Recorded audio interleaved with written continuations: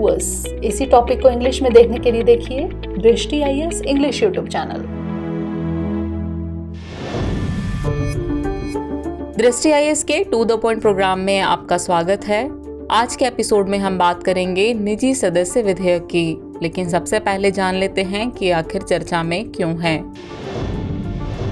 हाल ही में राज्यसभा में पूजा स्थल विशेष प्रावधान अधिनियम 1991 के निरसन पर एक निजी सदस्य विधेयक पेश किया गया। वर्ष 1991 का यह कानून 15 अगस्त 1947 को मौजूद देश में सभी पूजा स्थलों की स्थिति को स्थिर करने के लिए बनाया गया था।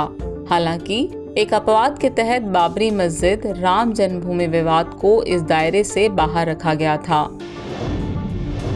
चलिए जानते हैं कि ये निजी सदस्य विधेयक क्या होता है।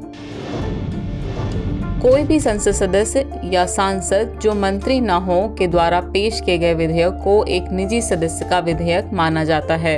इस विधेयक का प्रारूप तैयार करने की जिम्मेदारी संबंधित सदस्य की होती है। सदन में इसे पेश करने के लिए 1 महीने का नोटिस दिया जाना चाहिए।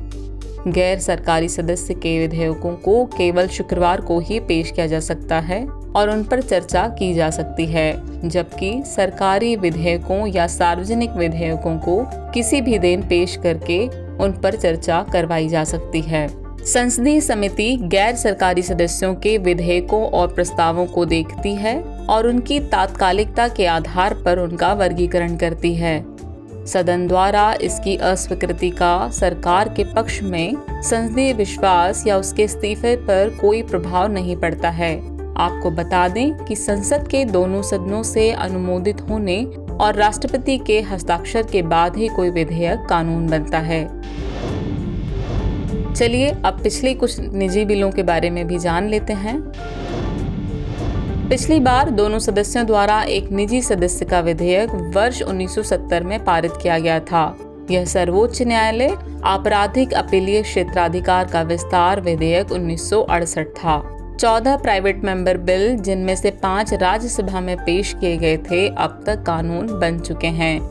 कुछ अन्य निजी सदस्य बिल जो कानून बन गए हैं उनमें शामिल हैं संसदीय कार्यवाही प्रकाशन संरक्षण विधेयक 1956, संसद सदस्यों के वेतन और भत्ते संशोधन विधेयक 1964, भारतीय दंड संहिता संशोधन विधेयक 1967।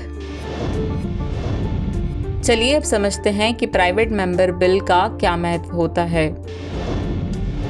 तो यह बिल सांसदों को विभिन्न मुद्दों पर सरकार को सचेत करने का अधिकार देता है। यह सरकार का ध्यान इस ओर आकर्षित करता है कि मौजूदा कानूनी ढांचे में बदलाव की जरूरत है। यह सार्वजनिक मामलों पर विपक्षी दल के रुख को भी दिखाता है। चलिए अब इस टॉपिक से रिलेटेड प्रश्न को देख लेते हैं। निजी सदस्य विधेयक के संबंध में निम्नलिखित कथनों पर विचार कीजिए। कथन 1 है, सदन में इसे पेश करने के लिए 1 महीने का नोटिस दिया जाना चाहिए। कथन 2 है, गैर सरकारी सदस्य के विधेयकों को किसी भी दिन पेश किया जा सकता है और उन पर चर्चा की जा सकती है। उपर्युक्त में से कौन सा या से कथन सही है या फिर है? आपके ऑप्शन हैं ऑप्शन ए केवल 1, ऑप्शन बी केवल 2, ऑप्शन सी 1 और 2 दोनों और ऑप्शन डी न तो 1 और न ही 2। तो व्यूअर्स, इस प्रश्न का जवाब कमेंट बॉक्स में देना न भूलें। जल्दी मिलेंगे किसी अन्य टॉपिक के साथ। तब तक के लिए अपना ख्याल रखिए। शुक्रिया।